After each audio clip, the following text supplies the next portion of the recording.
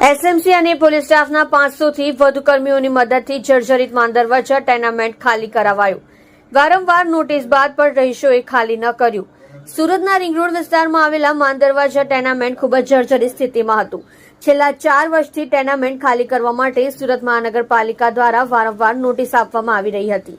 છેલ્લા 2 દિવસથી ઘણા લોકોએ સ્વેચ્છાથી જ મકાનો ખાલી કરવાનું શરૂ કર્યું હતું, પરંતુ કેટલા લોકો ખાલી ન કરતા આજે તંત્ર એક્શનમાં આવ્યું હતું.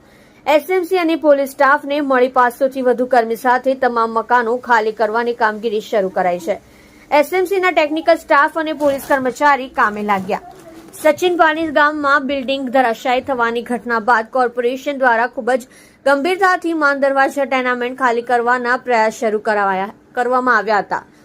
કારણ કે માંદરવાજા ટેનામેન્ટ ખૂબ જ જર્જરિત સ્થિતિમાં હોવાને કારણે ચોમાસા દરમિયાન ધરાશાયી થાય તો અનેક લોકોના જીવ જાય તેમ હતા.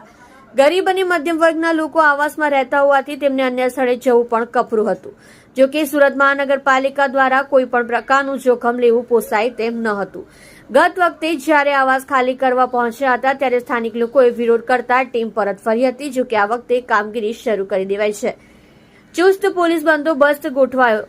માંદરવાજા ટેનામેન્ટના રહીશોને ઘર ખાલી કરાવવા માટે 350 જેટલા પોલીસ કર્મચારીની મદદ લેવામાં આવી છે, જેમાં ડીસીપી, એસીપી, પીઆઈ, પીએસઆઈ અને હોમગાર્ડ જવાનોનો સ્ટાફ માંદરવાજા ટેનામેન્ટ ખાતે ખડકી દેવાયો હતો. સુરત મહાનગરપાલિકાના લિંબાયત ઝોનના ઝોનલ જીપ સહિતના અધિકારીઓ 100 કરતા વધારે બેલદારો આવાસ ખાલી કરાવવાની કામગીરીમાં જોડાયા હતા.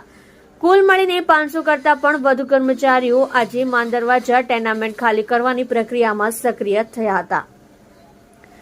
ટેન્ડર પ્રક્રિયાનો ચોથો પ્રયાસ.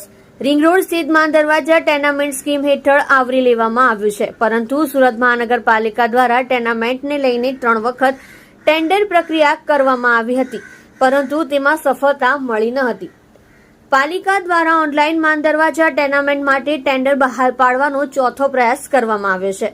માંદરવાજા ટેનામેન્ટ સહિત doctor Babasaheb Ambedkar shopping centre, શાળા, આંગણવાડી અને ફાયર સ્ટેશન બનાવવાનું એકસાથે કુલ 192.29 કરોડનું ટેન્ડર બહાર પાડવામાં આવ્યું છે.